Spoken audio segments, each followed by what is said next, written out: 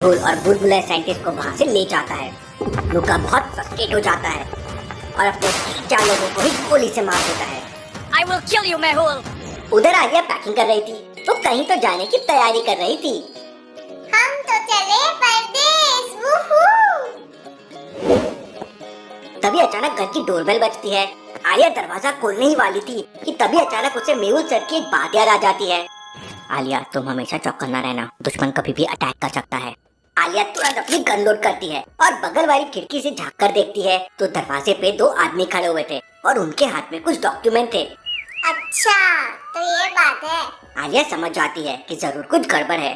Logical आदमी क्या बता सकते हैं आलिया को ऐसा क्यों लगा कि कुछ गड़बड़ है? सोचिए सोचिए।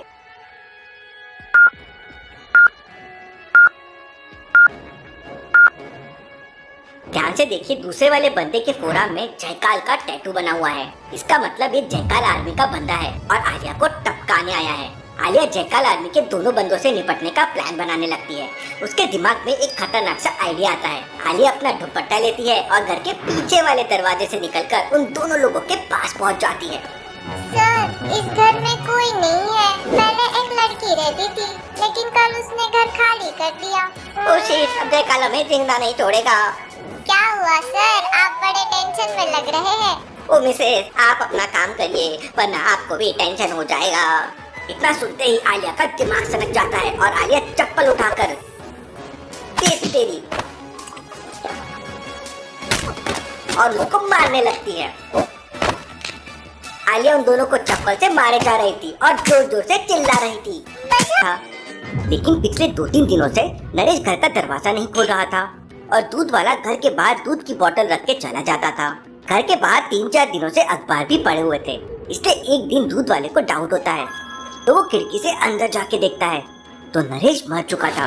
दूध वाला तुरंत डिटेक्टिव मेहुल को कॉल कर देता है। डिटेक्टिव मेहुल तुरंत आके सीसीटीवी फुटेज चेक करता है तो उसे समझ जाता है कि घर के बाहर रखी दूध की बोतलें चेंज हुई है। लॉजिकल आर्मी, क्या आप इन फुटेजेस को देख के बता सकते हैं मेहुल को ऐसा क्यों लगा कि दूध की बोतल चेंज हुई है? सोचिए सोचिए।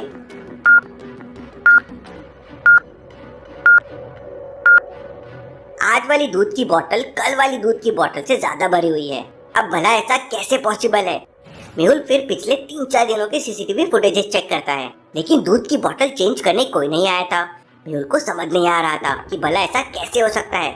जब कोई आया ही नहीं तो दूध की क्वांटिटी कम कैसे हुई? मेहुल के दिमाग का दही हो रहा था। मेहुल दोबारा से सीसीटीवी कैमरे चेक करता है तो उसे क्लू मिलता है। लॉजिकल आर्मी, क्या आप इन फुटेजेस को देखकर बता सकते हैं मेहुल को इस बार क्या क्लू मिला होगा? सोचिए सोचिए। सीसीटीवी फुटेजेस में सामने वाले बगीचे की घास थोड़ी छोटी है लेकिन दूसरे वाले फुटेज में घास बड़ी हो गई। अब भला रातों रात घास इतनी बड़ी कैसे हो सकती है? मतलब जरूर कोई तो गड़बड़ है। मेहुल आसपास के लोगों से पूछताछ करता है तो पता चलता है कि कल शाम को सामने वाली रोड से एक बड़ी रैली निकली थी लेकिन सीसीटीवी कैमरे में रैली का कोई नामो निशान नहीं था। मेहुल को सारा गेम समझ आ जाता है। किसी ने सीसीटीवी कैमरे के सामने दूसरे सीसीटीवी कैमरे लगा दिया होगा और कैमरे में वही दिख रहा था जो खूनी दिखाना चाहता था। मेहुल घर के 3 नौकरों से पूछताछ करता है। पहला नौकर कहता है, सर मैं तो 2 दिन पहले ग्रोसरी का सामान देने आया था, उसके बाद से नहीं आया हूँ। दूसरा नौकर कहता है, मालिक ने परसों गुलाब के फूल मंगवाए थे तो मैं तो गुलाब के फूल दिए और चला गया, 2 दिन से छुट्टी पे हूँ। तीसरा नौकर कहता है, मैं तो पिछले 15 दिनों से छुट्टी पर हूँ, मुझे कुछ नहीं पता है। तीनों की बात सुनकर मेहुल तुरंत समझ जाता है कि कौन एक रेस्टोरेंट में खाना खाने जाता है। मेहुल जिस टेबल पर बैठता है उस पर ऑलरेडी पहले से एक आदमी खाना खा रहा था। मेहुल खाना ऑर्डर करके हैंड वॉश के लिए बाथरूम में चला जाता है। हैंड वॉश करने के बाद मेहुल वापस अपनी टेबल पे आकर बैठ जाता है लेकिन मेहुल को वहाँ कुछ गड़बड़ लगती है। सामने वाला आदमी जो का त्यों बैठा है और अपना खाना खा रहा है। लॉजिकल आर्मी, क्या बता सकते हैं तो फिर मेहुल को क्या गड़बड़ लगी और क्या अलग लगा? सोचिए सोचिए। मेहुल हैंड वॉश करने गया था तब उसकी टेबल वाले आदमी की थाली कुछ अलग थी। पहले पनीर वाली सब्जी थाली के लेफ्ट में रखी हुई थी लेकिन वो सब्जी अभी राइट में रखी हुई है।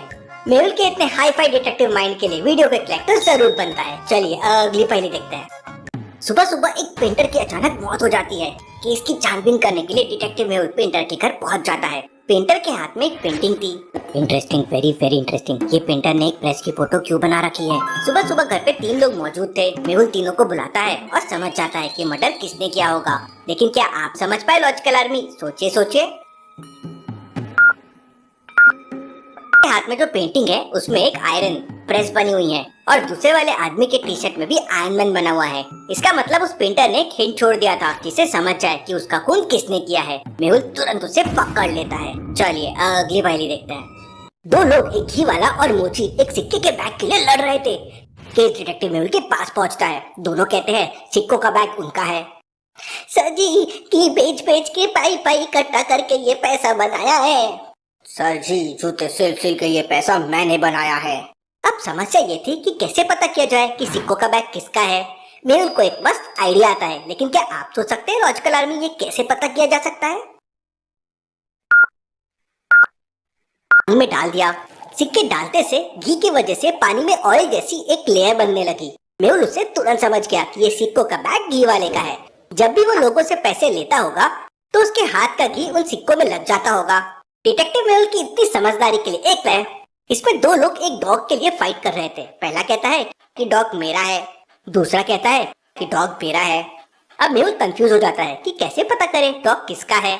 लॉजिकल आर्मी, क्या आप कोई सॉल्यूशन सोच सकते हैं कैसे पता किया जा सकता है डॉग किसका है, ए या बी का? सोचिए सोचिए। एक बिस्किट दे देता है और डॉग को छोड़ देता है। अब डॉग जिसके पास वो बिस्किट खाने पहले जाएगा वो उसी का डॉग है।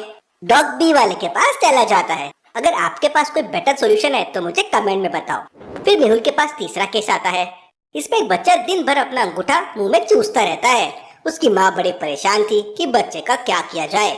मेहुल उसे एक मस्त आइडिया देता है। क्या आप कोई आइडिया यहाँ मेहुल को दे सकते हैं? सोचिए सोचिए। बच्चे को ढीली चड्डी पहना दो, वो दिन भर अपनी चड्डी पकड़े रहेगा तो मुंह में उंगली डालना ही भूल जाएगा। वाह वाह, मेहुल का क्या दिमाग है।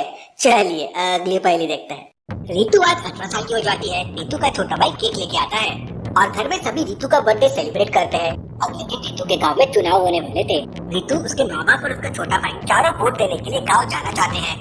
शाम में वो चारों गाँव जाने के रेलवे स्टेशन पहुँच जाते हैं और अगले दिन वो चारों गाँव पहुँच जाते हैं। रीतु और उसके माँ बाप बोलते हैं कि सभी मिश्रा जी को वोट देंगे, लेकिन रीतु का भाई बोलता है नहीं, मैं तो मुन्ना भैया को वोट दूंगा। आखिरकार सभी लोग अपने पसंदीदा उम्मीदवार को वोट दे देते हैं। लेकिन क्या आप बता सकते हैं रीतु के भाई ने किसको वोट दिया होगा? मिश्रा जी को, जो उसके मम्मी पापा ने कहा था, या मुन्ना भैया को? सोचिए सोचिए लॉजिकल आर्मी और मुझे आपका आंसर कमेंट करके बताएं। कली 18 साल की हुई थी, लेकिन उसका भाई 18 का नहीं हो सकता क्योंकि जब बड़ी बहन ही 18 की है तो वो 18 से कम होगा। मतलब वो वोट ही नहीं दे सकता है। मतलब उसने किसी को वोट नहीं दिया था। चलिए अगली पहेली देखते हैं। इन तीनों